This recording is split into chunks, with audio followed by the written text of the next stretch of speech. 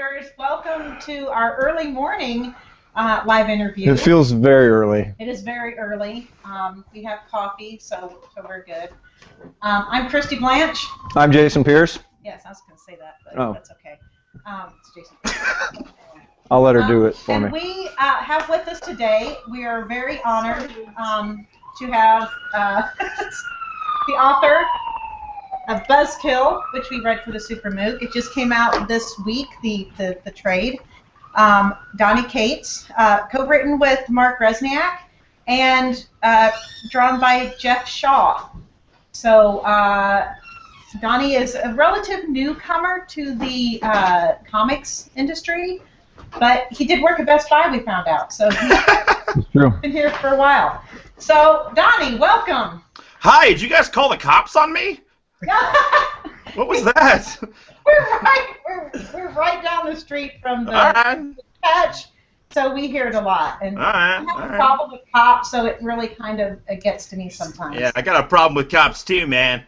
Yeah, keep them down. Okay. Really quick, Mark's last name is Resniak. Resniak, sorry, Yeah. Resniak. No, I pronounced it wrong for like the first 2 years I knew him. I called him Resnick, like Nine Inch Nails, and he didn't think it was funny. So. Well, before we get started with questions, I have a couple questions. Okay. So we are starting with questions. Yeah, we're still starting with questions. I'm so sorry, Supermookers. It's Monday morning. So, one, how did you get hooked up with Mark Resniak? Resniak. Resniak. How did you get hooked up with him? And then I would like you to tell us a little bit, and you can reverse the questions. Tell us a little bit about you and how you got started in comics, period. Okay. The easiest way would be to reverse it. So I've been into comics since I was a little kid. I was actually taught how to read on Green Lantern comics. I've been into it my entire life. I ran a bunch of comic shops here in Austin for a couple of years, and I ran them into the ground, which is like you do. And then I honestly thought I was going to be doing that my entire life. I wanted to be a retailer. And then when I ran those into the ground, I didn't know really what I could do. So I was a decent artist, you know. And so I went to SCAD, this Savannah College, whatever the hell it's called, Savannah College of Art and Design, where I majored in sequential art, where I was in classes with Trad Moore and who else? Sean Murphy, Jeff Shaw, who does Buzzkill. And so I did that. I promptly totally failed at drawing. Because I'm not that good, but I figured out that I was a decent writer, and then, so I was totally gonna graduate, like I promise, Dad. But then I took one summer off, and I got an internship at Marvel, and I went over to Marvel, and I had a great time there, and then I met my co-writer Elliot Rahal, and I collaborated with him, and we got our first book picked up in Dark Horse Presents called Hunter Quaid. And then kind of right after that, and then leading into your first question, I met Mark. Mark has a band called the Toadies. I don't know if you guys are familiar with that. I'm an enormous Toadies fan and always have been. Well, my childhood best friend Wes was their tour manager, and when I was out at Marvel, I promise I'm not going to talk this much, but Wes got me backstage to a Toadies concert, and he was busy, and so he just kind of put me back in the back room and was just like, hang out with these guys, I'm going to go do things. And I was like, Wes, I don't know anybody, like, what are you going to do? And he was like, Mark loves comics, so go hang out with Mark. And Mark and I just started talking about comics, and we hit it off, and like a year after that, after I had been published once or twice, he sent me an email and was just like, hey, I have this weird idea for a comic. Like, what if a dude got superpowers when he got drunk? And and now I'm here with you guys. Is that does that make sense? That's perfect. So Okay, cool. The original concept of it started as you guys drinking, saying, "Hey, what if we got superpowers when we were drunk?" Kind of, yeah. I mean, Rez and I are super good friends, and we would, always just sit around and bullshit about comics. And I actually have the email that he sent me. I saved it. It's really, really funny. Like, he was like, I don't know if this is a super dumb idea. I don't know if it's ever been done, but, like, wouldn't it be amazing if this dude, like, got superpowers and, like, he got, like, I think one of his phrases was, like, with superpowers comes super hangovers, which I always thought was really funny. And yeah, that evolved over time, and it became not Buzzkill. Buzzkill is not what we named it originally. It was called Blackout. And then Mike, the president at Dark Horse, initially actually looked at the project because he had a different book called Blackout that was coming at the time and wanted to make sure that I wasn't, stealing his shit. I guess, I don't know. And so, yeah, it evolved pretty fast. It got going pretty fast. Well, that kind of leads into our first question, which Chris Tradello and Koya asked, how did you actually then choose the name Buzzkill for the comic? I didn't. I totally didn't choose that name. I got an email from one of the guys, the marketing dudes over at Dark Horse. His name is Ob Driver. He's actually a big reason why I'm in comics. He's a great friend of mine. And he sent me this email that was like, okay, so good news, bad news. They really like this book, but you definitely can't call it Blackout. And I was like, well, shit. And I think like right after that, I was talking to my wife, Liz, and I was just like, what else could we possibly call it? And she came up with that name. And because I do what I'm told, I chose that name. It actually, to be honest, I wasn't a fan of that name when we first kind of settled on it. I thought it was a little bit too silly. Maybe I didn't think it was maybe as respectful of the subject matter. But now that it's out and people really like it and everything, I've really grown to like it. It took me a long time to stop calling it Blackout, for sure. But I actually really like that name now, because I think I like the idea that it promises something that might be campy or silly, and then you get what the actual story is, And it sounds like you're going to be married for a very long time. Yeah. April 1st was my 3-year anniversary, and we've actually been together for like 12 years. So yeah, we're going to be married for a long time. Yeah. Good job. Yeah, thanks. April Chevrolet? It's almost like Chevrolet, but not. I want to apologize to everyone for making names, especially Mark Rez. The check. I'll just call him Rez. April asks, why a superhero that has an addiction?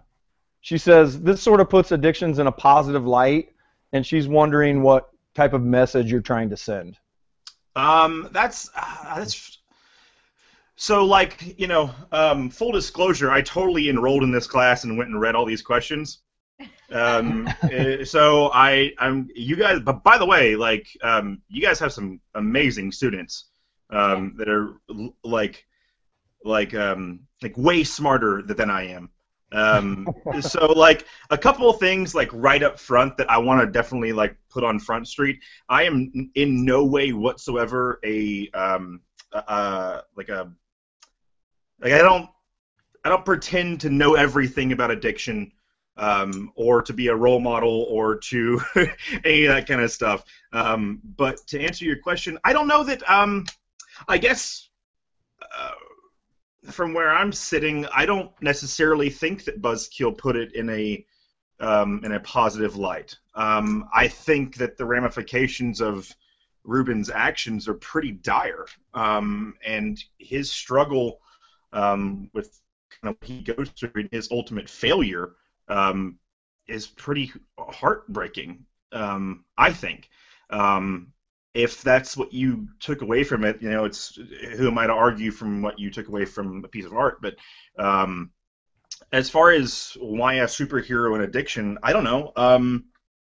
I think that I think there's a little bit of that. The article that I wrote for you for the 13th. Yeah, the article. I mean, definitely the idea of addiction in superheroes. You could boil down to fit with everything, with Batman, with Superman, with Peter Parker. Peter's addicted to guilt. Batman's addicted to pain. I think it was a pretty natural metaphor once we kind of locked on to that idea, that really the idea of all the metaphors that spun out of it, like the demons of his past being his like arch foes, that kind of thing. It all really clicked together. I don't know that I'm answering this question right, but that's at least that's what it means to me. I guess I'm kind of knocked off my game because it bothers me that someone would think that what I wrote was making addiction seem cool. No. Don't get knocked off your game. Okay. That just, there's always we intend to write, and then something, and then, the readers are going to get what they want out of it. Yeah, absolutely. I'm not saying it's just wrong, So that's not what I got out of it. I got out of that he's trying to get over this. Yeah, and I think maybe where people might get that is there are some perceived positive powers that he gets from these awful things he's putting in his body. Yeah, absolutely. But I mean, if you really break it down, and but I think if there are any positive aspects to it, Ruben doesn't know that. Like, that's not what he feels. He obviously doesn't enjoy that aspect of his life, and I think that's something that you can really, even if you see an addict who's like deep in their problem, if they're high or drunk or anything, and you can see them and you see that like, oh, they're really charming and they're really outgoing and everything like that. That doesn't mean that they aren't suffering a lot inside. And I guess that's what I was trying to get across is, even though it does look glamorous from the outside to everyone else, one look at our main character, you can see that like it ain't working out for him. And I would argue that in every instance that you see him put on that costume or get drunk, shit doesn't go great. Yeah. Okay, I don't know if I'm having trouble with my mic. I can hear you. It's not fine. Oh, okay. So J. Mitchell Layden asked, he said that Ruben's alcoholism is interesting, and it's because it's beneficial for his superpowers. Is this kind of a representation of the happy drunk who's kind of boring in real life, but then drinks and has powers of being happy? I mean, certainly there is stuff to be mined there. Every drunk feels powerful, indestructible. Like for instance, in the first issue, like the car crash scene. That's obviously going off of when you get into a car accident with someone who's drunk, they normally survive because they go limp. And so in that way, most addicts, who am I? I can't speak for most addicts. I can speak for my main character. He absolutely, there's a degree of it that where he feels like that's the only way that he can be himself is when he is that person. And I feel like a lot of addicts can relate to that. Yes. To only being a complete person when they're with their drug of choice. So, James Intimidator. Sweet. got WrestleMania. He asked, how much research did you have to do on addiction? Is he asking me how much I drink? Yeah. Is that what's? I think it's how much drugs. I'm pretty sure. How much? I probably ended up doing more than I needed to. Not drugs. Research.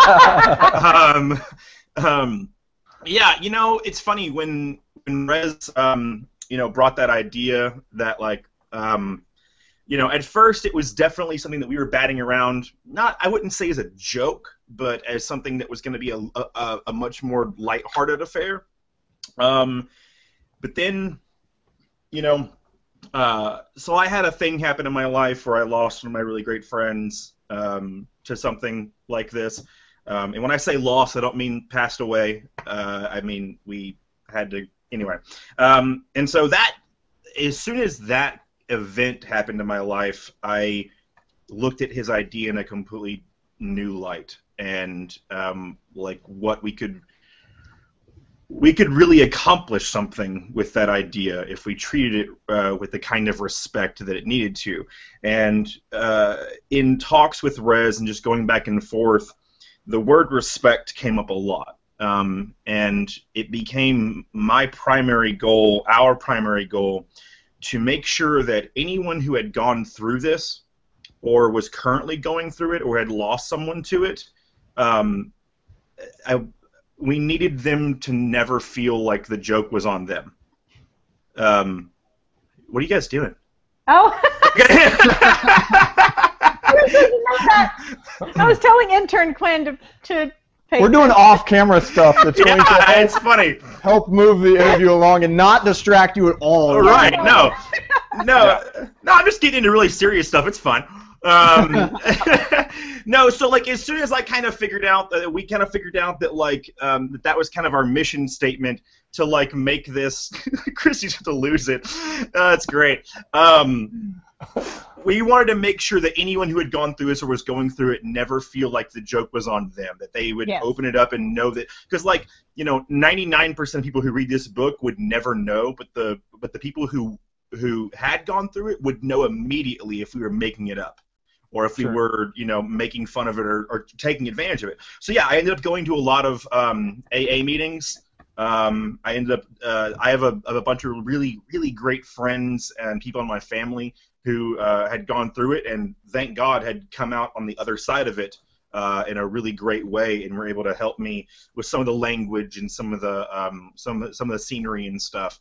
And so, yeah, does that answer the question? Right? That was the question, right? Okay. Yes. Did you do any research with past comics, maybe like Our Man, Batman Venom was a good example that we've had on here. Even maybe Captain America, which some people consider super soldier serum a form of drug. Well, yeah, I mean, in that article that I wrote, you know, I addressed all of that. You know, research is a weird term for that kind of stuff. Obviously, I mean, I grew up reading all that stuff. I had read all that stuff. Denny O'Neil is just an incredible ball of lightning, that guy. And everything that he touches, I mean, that guy's... I can't believe that there exists a world where there's a list of names and my name is right under his name on a thing. Like, that is bananas to me. But yeah, I don't know if I would call that research, but obviously that is the world of influences that I live in. It's really hard. It would be really hard for you to do a book about addiction and superheroes and not know about Denny and not know about what Stan and everyone did. You know, so in that way, yeah, and yeah, Cap's totally a junkie. I think we can all agree on that. So, this is kind of goes along with a question I had with Steve Haley. He said he enjoyed the scene where Francis was spilling his guts to the other superheroes in the High Guard, and then they kicked him out of the group.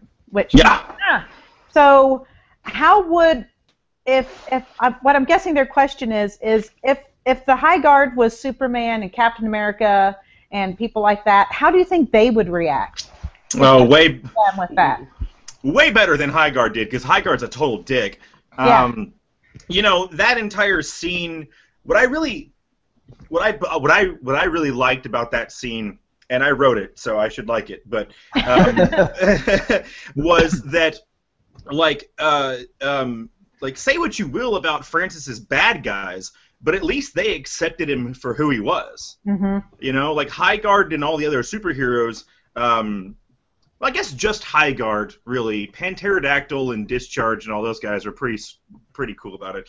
But yeah, I mean that is definitely an element that you kind of have to explore, because there are definitely going to be people that when you tell them you have a problem and that you address to them that you need help, it's insane to me that we're in 2014 and there are still absolutely people who say, well, just stop drinking. Yeah. Like, what's the big deal? Just stop. You know, and that's amazing to me that we still have this disconnect with a disease. It's a disease. Yes. It's not hard. No, it is hard. It's yes. But it's not hard to understand that it's a disease. Yeah. How would Cap and everyone? I mean, I don't know. I mean, who is Cap to say, right? I mean, because but he would be understanding because he's perfect. So. Well, he's perfect because of drugs. Yeah. No, that's what I mean. I'm not talking about him taking his shirt off. I'm talking about, which that's okay too. But I'm talking about. We're all talking about him taking his shirt off. I mean, come on. He didn't take his shirt off one time in that movie. You're right. He totally didn't. No, he didn't. That's yeah. My daughter was very upset. That's so disappointing. Yeah, I want my money back. But his personality when he was skinny Steve Rogers. Absolutely. He's the same as he is when he's super soldier Steve Rogers. I don't want to kill anyone. I just don't like bullies. Oh, that was the best line ever. It's the best! Oh, it just gives me goosebumps. Yeah. Still, when I just think about it. But he would understand. He would be, because I can't give away spoilers from the movie, but go see it. It's awesome. You already did. He doesn't have a shirt on. That won't stop anybody. Amazing. But he would understand. But then there's, Superman, it depends on which version of Superman we're talking about, whether he's just going to go and snap his neck and get rid of him. Or well, you mean Mark Waid's favorite version, right? Yeah. Yeah. But then there are people like, Tony Stark couldn't judge. No. I don't know. I don't think that there's many people, save Oliver Queen, who is super judgmental of drug addicts. I don't know that you could. I guess on a whole, you could say that most people from the upper pantheon of like DC and Marvel are just like way better people than my characters, which is awesome. Yeah, I don't know that you could. Because half of them come from either drugs or radiation or spiders or atom bombs.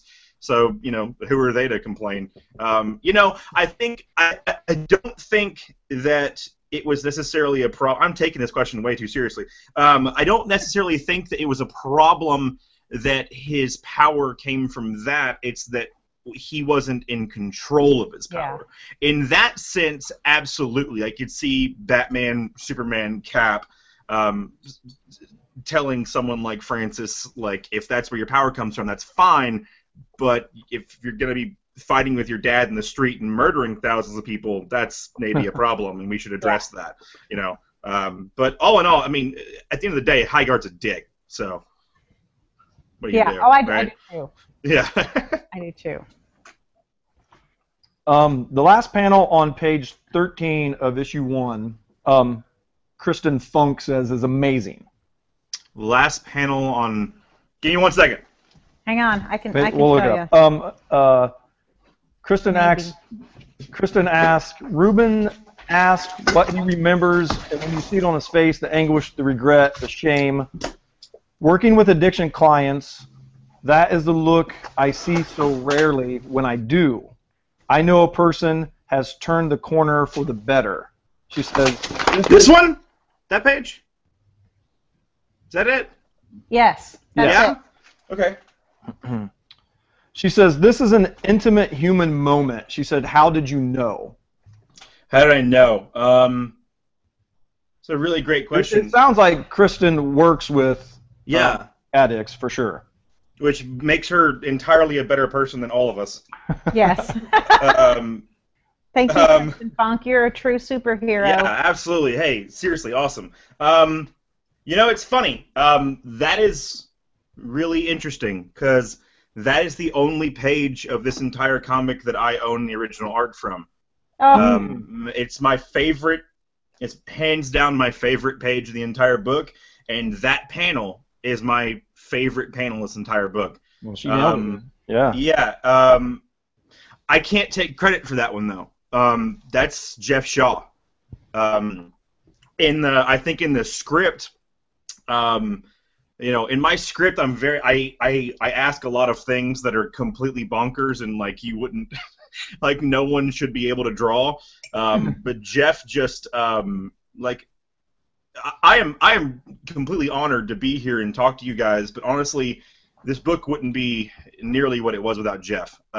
Jeff has, I don't think you would mind me saying this. Jeff has had members of his family who have gone through this kind of stuff, and it's a big reason why he worked as hard as he did on this book. And Jeff's acting and Jeff's like pathos that he brings to these characters in this book is something that it just makes me look fabulous. That panel in particular. That was one of the pages that we prepared for the pitch.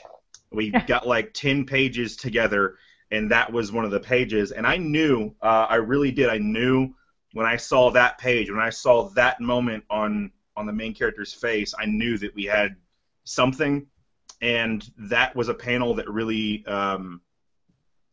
made me want to write like the best book I possibly could to live up to that panel, because there's a lot going on there. I'm so happy that someone found that and noticed that, because that is the moment. That is the panel. It's the first moment in the entire book where he's honest, and he's definitely not being honest to his group, but he's being honest to himself, where he's acknowledging for the first time what he really is. And while what he shows to the audience is acknowledging that he's a superhero, I think that is the moment of, I think that's like his rock bottom.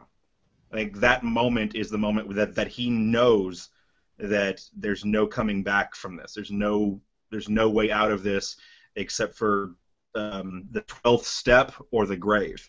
And I think that's all right there on his face. And yeah, that's all Jeff. That's amazing. Cool. And I think that's part of the reason that this book is so awesome, is because one of my pet peeves is when a comic book doesn't use a medium, when it's really not a true collaboration between the artist and the writers, or writer, with however many there are. But this really shows in this book that it really is these two storylines that are married to each other, and you can tell that it's a true collaboration. So yeah, I honestly I can't tell you how many. There's probably at least one instance in every issue where I got the final art back, and I just had my editors just take off my dialogue, just take it all off, and I was like, because Jeff just did it. Especially of note, I'm assuming that everyone who's listening has read this, so spoilers. They were supposed to. They're supposed to, yeah. Yeah. It ain't my fault if you didn't do your homework, kids. When Eric dies. Which was so sad. Yeah, right. When Eric dies, that final scene where it's just him standing over him, there was definitely a lot of dialogue on that. Of like Ruben like talking to his friend and like kind of mourning him and talking all this stuff. And I got the art and I was just like, why am I even trying? Like Jeff's such a better writer than I am in his art, so I just took it all off, and I think it reads way better without. Yeah, it's great. It's a sight. That's awesome. That's a good collaboration right there. And can I say I'm a huge fan of Dr. Black? So, me too! Oh, God! Well, Me too! Doctor Strange is like my favorite character in the world. Yeah. He and Swamp Thing.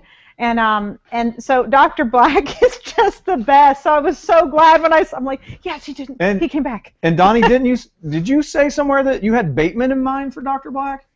When you wrote in my article for the 13th Dimension, I compared Buzzkill to Hancock, and I said that my sidekick was way better than Hancock's sidekick, and I put up a picture of Bateman. If there's anyone who can play Dr. Black, I think we can all agree it's Jeff Goldblum.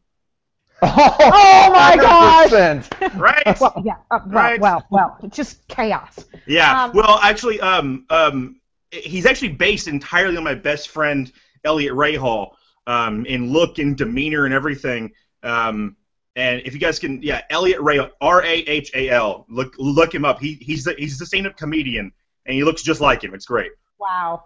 Yeah. Well, since we're on Dr. Black, Yeah. Mark Moreya asked, "What's the backstory on Dr. Black?" Like where he came from, or like what's his origin? Yes. Okay. His backstory is that Buzzkill can be really dour and needed some comedic relief. Okay. And so I invented this wacky dude to come and make things funny for a little while until he got his hands crushed. And his origin story, we're definitely going to get into that in the sequel to Buzzkill, which is an ongoing from Dark Horse. Nice. So- That was our next question. Was it always intended to be a short, or? It's not really a sequel to Buzzkill. I'm teaming back up with Jeff Shaw. Nice. And we are going to do a little ongoing book, and it's set in the same universe. Awesome. And yeah, it was. Yeah, as far as like the story of Ruben and everything, that's done. Was that always meant? Wendy Whipple wanted to know. Was that always meant to be a short Infinite series? Yeah, absolutely. Okay. Yeah. It was originally, I think when we plotted it out, it was actually like 12 issues, one for every step, and we were going to do like one of the steps per. Cool. Yeah, it would have been cool. And that's definitely how I started writing it. And then Dark Horse gave us our deal, and they were like, "You have 4 issues," and I was like, "Okay." I mean, which honestly, you know, I'm a newcomer, you know, so obviously, you know, if I was Mark Waid or someone, they would have given me the 12 issues because they could trust me, and they took a chance on me with the 4 issues, and honestly, I think it came out better. There was a couple of little like storylines that I had to drop. Like in the original draft, Highguard tells Ruben that like if he ever puts that costume back on, that he's going to kill him. And then like in the end, when Ruben actually does put his costume back on to fight his dad, Highguard and the team come down, and him and his dad have to team up to fight them, and it's a whole big thing. It was going to be messy, yeah. But I think it ended up better. I think it was really. Like, I went to school with this book. Like, having to turn 12 issues into 4 was an exercise in really cutting down to just, like, what the bare bones and, like, what the essence of a story really is. And I think it came out I'm insanely proud of what my team did on this book. They did a great job, and I think it came out perfect. But... yeah, Dr. Black. We're going to get into that. Awesome. Definitely going to get into it, yeah. That makes my day. Yeah. So, Kai Charles, Gabriel McCormick, and Jeffrey Whitman all had the same question. Oh, no. Based on the end of Buzzkill, Yeah. do you think that addicts are capable of recovery, or if once they're addicted, they're just addicted? Well, I mean, one of those answers kind of gets through the other one. Once you're addicted, yeah, you're always addicted. You're always going to be an addict. If you're an alcoholic, you're going to be an alcoholic for the rest of your life. That does not, however, mean that you are going to be active in your addiction for your entire life. Do I believe that you can get clean? Yes, absolutely.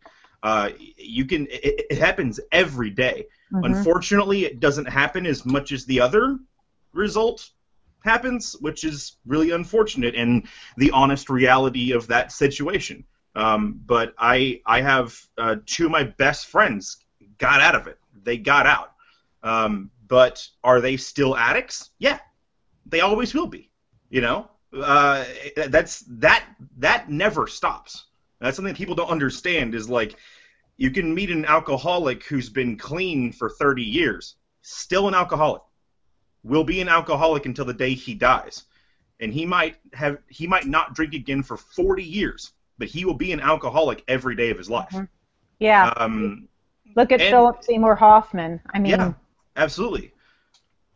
I mean, it's unfortunate, and it's awful, and I don't want. I saw that a lot in the questions for the book about Ruben's ultimate choice. Like, I want to be real clear about this. That what happens to him at the end of this book is not in any way, shape, or form my comments on what can happen to all addicts.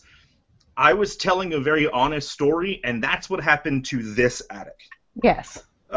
This is, and by the way, I also saw a lot of people commenting who thought that the ending of this book was he was powered by love. Let me just get that out of the way really quick. That's definitely not what happened. He totally relapsed, drank an entire bottle of Jack, and then committed suicide, kind of. So yeah, and a lot of people. But I mean But you know what's interesting though, is what happened to Ruben though is what happens to a lot of addicts, which is he relapses, but in his head, it's worth it this time. Yes. Like, oh well, this time I am relapsing, but it's for a good reason. Yes. A good reason. Yeah, he makes it okay in his head. But what I find so interesting is it kind of totally was a good reason. Like, he saved the world. It's hard to argue with that. And I think that, ultimately, I like to think, at least, that when you read Buzzkill, a lot of people were surprised by that ending, but I don't think it was very surprising. I think if you open up the book from like page 1, you kind of know this isn't gonna. Well, okay, it's called Buzzkill for a reason, right? Like, it was never gonna end happily. Yeah. I mean, I think it would have been insanely dishonest and fake to end it with him and his girlfriend walking off into the sunset happy and him getting cured in 4 issues. Like, that's absurd, Okay. Jason? Sorry, I don't even know what the question was anymore. I just got off the whole thing. Sorry. That's how most of our interviews go. Yep. Okay. Things are shiny all over. Okay. I'm going to butcher this name. Michael Corradetti asked, is Ruben simply every drinker's wish fulfillment so they can have a reason to drink more? Oh, addicts don't need a reason to drink more. Or they make a reason up, like you said earlier. Yeah, I mean, that's fine. I don't know that I don't see the two being applicable to each other. Addicts. I mean, I don't. Again, I'm not telling every addict story. I'm telling Ruben's story. They're not all the same story. It can happen. I mean, there's guys who drink insanely for 10 years and then just get over it and just stop and just say like, oh, I drank a lot in my 20s, and there's guys who drink themselves into the grave. Not every addict's story is the same, and this was just Ruben's story. So I don't. And we've been learning a lot about genetics and how that Absolutely. really does play a huge factor. And some people can just drink and stop, and some people can, they drink a ton and then can just stop. And some people can drink a little and can't stop. Right, and certainly Ruben's genetics absolutely play a part into it. I mean, and honestly, that was I got a lot of guff from people online saying that like, oh, that was such an easy trope to like make the villain his dad. It's not necessarily a trope in addiction as much as just a very I keep on saying the word honest, but that is true. If you go into an AA meeting, and not to stereotype all addicts, because I don't know all of them, but I mean that's a problem. I mean, if you come from that kind of background, especially one like Ruben's, who not only was comes from an addictive background, but also an abusive one, that is a perfect stew for addiction. It really is. It's because he had the upbringing with that story with his dad with the "you really think you're a superhero." Yeah. that and with the genetics, he kind of was screwed. Yeah, he was born to lose. Yeah, absolutely. And that's unfortunately that's not as fictional as I would like it to be. I mean, that's when I was going to these AA meetings and stuff, and going out to dinner with people and getting coffee and stuff. It's really a bummer how much that story is true. You know, and again, not for everyone. People's stuff is different. That was the reality of what I saw, and that's the reality of Ruben's life. You know, so. And one of the things I noticed is when we've been talking about addiction, and that addiction there are some addictions that are more acceptable than others. You know, addiction to smoking, addiction to drinking, addiction to caffeine, things like that. Those are just things we can joke about. You know, a lot of times. But so Russell Pirozet kind of continued on a question that I had, was why was alcohol the main subject of his addiction? Was it a deliberate decision, or just felt like it was the way to go? Well, yeah, that's an interesting thing. I think to your point of like certain things are more acceptable than others, I think that kind of boils down to, well, I mean, you meet someone who's a caffeine addict, chances are they don't get into fights when they're on coffee and drive drunk and hurt their wife and stuff. And, you know, cigarette smokers are annoying. I smoke, but, I mean, it is gross. I accept that it's gross, you know, but again, no one really gets hurt. I think what it kind of boiled down to was my personal choice to make it about alcohol was due to, in my own life, dealing with what happened to me in my own life. Also, a hero who like freebases crack or mainlines heroin, hard to pull off at Dark Horse. I'm not going to say impossible, but as far as, you know, there absolutely is, you know, a certain degree of responsibility that you as a creator have, and having a character who's this gorgeous blonde Adonis who mainlines heroin, maybe not the greatest thing in the world. I mean, it's not an accident that he looks just like Kurt Cobain, and there's like it's a Cobain quote. And we were definitely going to get into that. Different drugs affect him differently, as you know, like caffeine gives him like extra senses and stuff. Cigarettes obviously heal him. We were definitely going to get into, if we had time, get into like what the other drugs do to him and stuff. But even then, it was getting into really weird, really dark. Like, you guys wouldn't believe the stuff that I wrote when he takes acid. It was great. It was so good. But we had to cut it short. But I don't know. Well, I mean, he's dead now, so I'll never get to do it. But it's interesting. Well, I thought it was really great how you did bring up the subject of, okay, he gets this from hot chocolate. He really likes hot chocolate because that is a drug. You know, it is a drug, period. But it's a drug to him. But it's a drug, period. And the same thing with cigarettes and things that we don't really think of as drugs. You know, it's just an everyday thing. But it really brought out that, yeah, you don't have to, you know, take acid or do crack or whatever. Yeah, I mean, it's funny. I don't remember the name. I remember one of the questions, or maybe in the discussion, asked about the hot chocolate thing. And I don't know. People just accepted it, I guess. But I always thought it was really weird that he liked hot chocolate that much. But the reason he likes hot chocolate that much is because chocolate can sometimes make you. It gives you the same emotions as feeling love, and that's why he liked drinking hot chocolate so much, is because it made him kind of feel loved because no one loves him. That's so cute. Yeah, it is cute. It makes me want to drink more hot chocolate. Everyone should drink hot chocolate. Right Everyone drink hot chocolate. Oh, I feel so loved now. Yeah, if I'm promoting anything in this book, it's hot chocolate over booze. That's what I took from the book. Yeah. Thank you. Finally. The baseline was drink more hot chocolate. Yeah.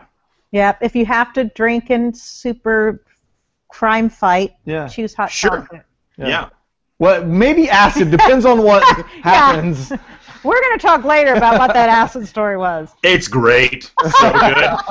So it's basically the last half of Animal Man by it's basically that just makes perfect sense right there. Yeah. I think you should do a short story about that. Yeah. There's so much I want to do. Like, there's so much more with this storyline that I want to do, but I probably never ever will. I think I did what I wanted to do. Okay.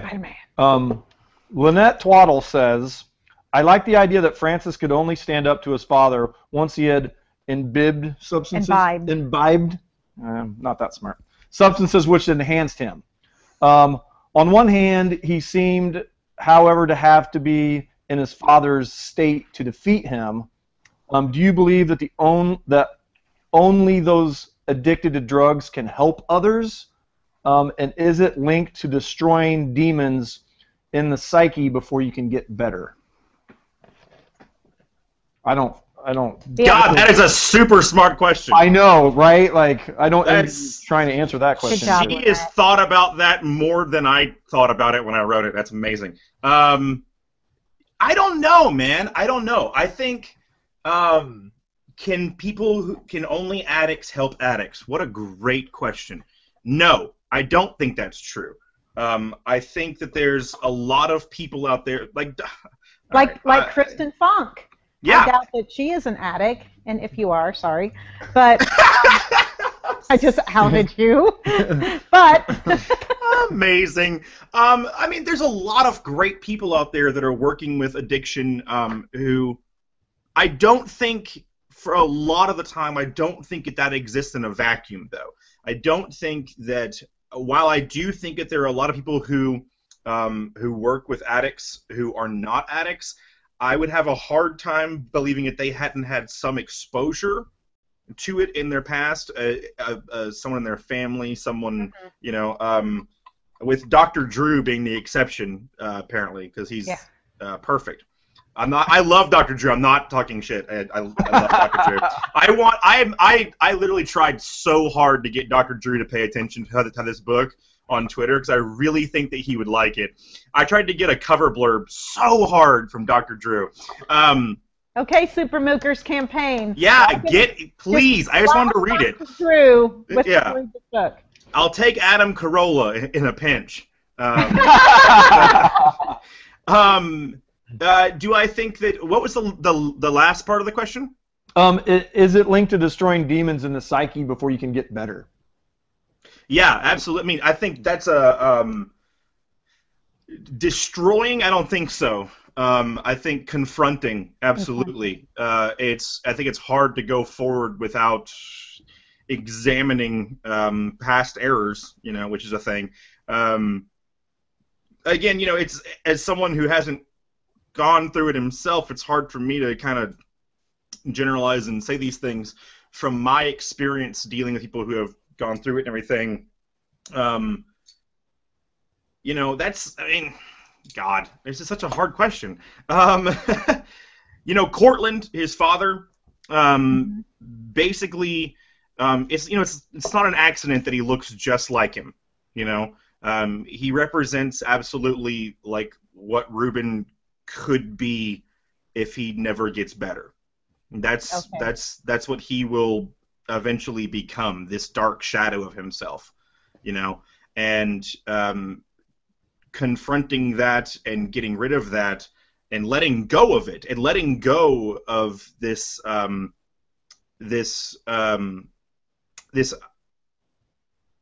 shadow that hangs over you, and realizing that you don't have to do the same things. You don't have to continue in the same way as whatever created you. There's actually a really good moment in the last issue, on the page where Ruben flies his dad up into space, and he says, "You may have created me, but I'm not your son." The panel right after that is literally him letting go of his father, and that's what you kind of have to do. I mean, Ruben had to let go of this idea that he I mean, it's complicated because he definitely kills himself after that. But I was going to say he had to let go of what created him in order to become what he could be. Yeah, so he kind of confronted his demons right there. Yeah. And, you know, in the second issue, his demons confront him and he gets beaten into the ground by them, you know. And so this idea of demons and what created you and the things you've done in the past coming back and having to confront them is absolutely a part of the, you know, I guess the healing process, you know. Great. Well, we're going to wrap up here. Can you tell us what you're doing next? I'm going to take a nap. No. Okay. No, I'm doing 2 books over at Dark Horse right now. I sincerely doubt they're going to listen to this, but they probably wouldn't want me to tell you guys. One I'm going to announce out at C2E2. Am I going to see you there at C2E2? Yes, we'll be at C2E2. That's awesome. How exciting. Absolutely, yeah. I'm going to announce one out there, and that book is my baby. That's like the reason I started writing comics was to tell this story, and I can't wait. I'm doing that book with an artist named Daniel Warren Johnson, who is amazing. Go and check his stuff out. He does a webcomic called Space Mullet, which is great. Mullet. Yeah. Space Mullet, amazing. So I'm working with him on that, and then there's the Buzzkill sequel thing that we're doing, which I'm way too excited about that. You just want Dr. Black. I like him a lot. More Dr. Black, more Panterodactyl. Yes. He's definitely coming back. The saddest character of all. And lots of really, really cool characters. Saddest character of all. He is. He's so sad. And I'm actually co-writing that with Dr. Black, Elliot Rahal. Elliot Rahal and me are co-writing that. So, sequel to Buzzkill, written by me and Dr. Black. I think you should tweet his picture so we can all see. I mean, yeah, you can just at Elliot Rahal on Twitter, and I'm at Donny Cates. Or no, I'm at Don Cates. Don Cates. I desperately crave followers, so I need that more than most things in life. Okay. So everybody, all of you right now, follow me at Don Cates. I need it. And announcements in like 2 weeks for things. Yeah. So yeah, it's gonna be fun. Yeah. And thank you. I wanted to say thank you so much for having me. This is amazing. I love what you guys are doing, and I think it's really important that people are discussing comics in this way. It's something that I really wish was happening when I was growing up and getting into comics and stuff, and people taking it seriously in an academic light is just so cool and really important. And thank you for having me. Well, we really appreciate you being on the show, and thanks for now you're in the class, so you can go on, and please feel free to interact with all the students and talk about your work and whatever. But Jason, I really appreciate you and from Allie and Jacob and Grace, who you didn't get to meet, and hi, Quinn, Grace. intern Quinn. Come here, Grace. Come here and say hi. This is my daughter. Everybody, this is my little girl. Yeah, isn't she cute? Hi, Grace. She's gonna be so mad at me. I will pay. Follow me on Twitter, Grace. Okay, she just did. All right. Okay, and so Super Mookers, follow Don Cates at Don Cates, and join us. We have our next module. Our next module starts hopefully the 10th. The 10th. Maybe a couple days late because I'm a little bit far behind of things. Just a little bit. But we do have a mystery interview. Woo! Come on, do it. Woo! Our mystery interview is the 9th, and nice. And then it's a mystery to me because I'm not even sure who it is. Yeah, who is it? It's gonna be great. It's gonna be wonderful. It's just me in a mask. Yeah. He's dressed up like Dr. Black. Oh, that'd be amazing! It'd be so I know, amazing. all of a sudden I'm like, oh, wait, can we do that? You know, it's funny, really quick. The letters column for the sequel is going to be answered by Dr. Black. So when you write into that comic, Dr. Black will write you back. That's going to be a fun thing. I'll so send a question in. It's called blackmail. Oh! I love it. Yeah. I love it. Yeah. I'm so excited for that. Hurry up and write. Don't nap. I'm sorry. Drink hot chocolate and write. Yeah. What's wrong with you? Sorry. Well, thank you so much for being here. Thank you.